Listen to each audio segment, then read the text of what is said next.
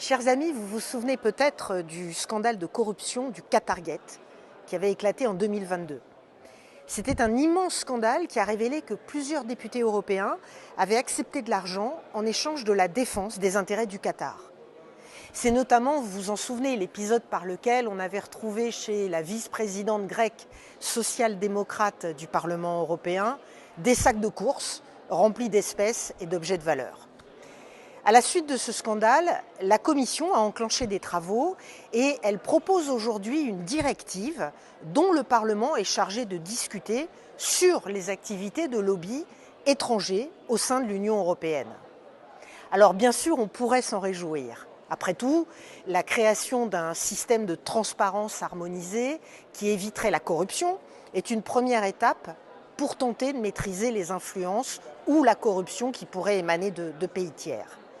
D'ailleurs ici, quelle que soit la commission, quel que soit le domaine abordé, vous le savez, je vous l'ai déjà dit, l'objectif affiché, c'est toujours la lutte contre l'ingérence.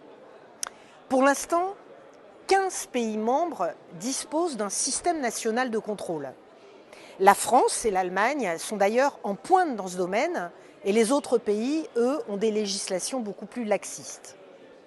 Alors, faut-il vraiment se réjouir d'un texte qui harmoniserait les législations nationales et imposerait des règles de transparence au lobby?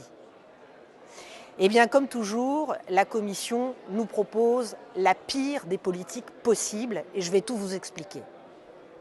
Au Parlement européen, je suis en charge de ce dossier puisque j'ai été désignée comme rapporteur officiel pour amender ce texte. J'ai donc découvert la teneur de ce texte en exclusivité et voici comment la Commission envisage les choses. Plutôt que de limiter les lobbies étrangers, elle souhaite au contraire faciliter leur accès au marché. Loin de renforcer les législations, il s'agit pour elle maintenant de s'aligner au niveau le plus bas des pays ayant le moins de transparence. Il s'agit donc d'une harmonisation à la baisse. Loin de favoriser une quelconque transparence, il est maintenant question de limiter l'accès public aux données, ce qui privera d'éléments fondamentaux les éventuels lanceurs d'alerte.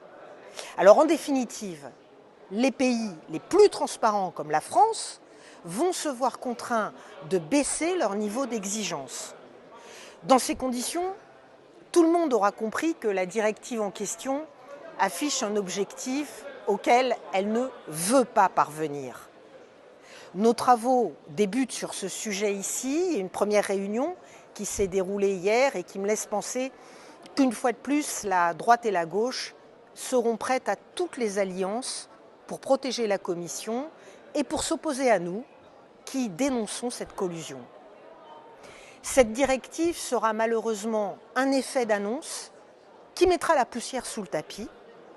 Et je vous le dis, la corruption a sans doute toujours de beaux jours devant elle, mais les technocrates de Bruxelles, eux, auront fait semblant de redorer leur image. En tout cas, je voulais vous assurer de ma très grande vigilance sur ce sujet et je voulais vous promettre que je ne manquerai pas une occasion de vous tenir informé des discussions que nous aurons et de vous indiquer quelle est la position des uns et des autres.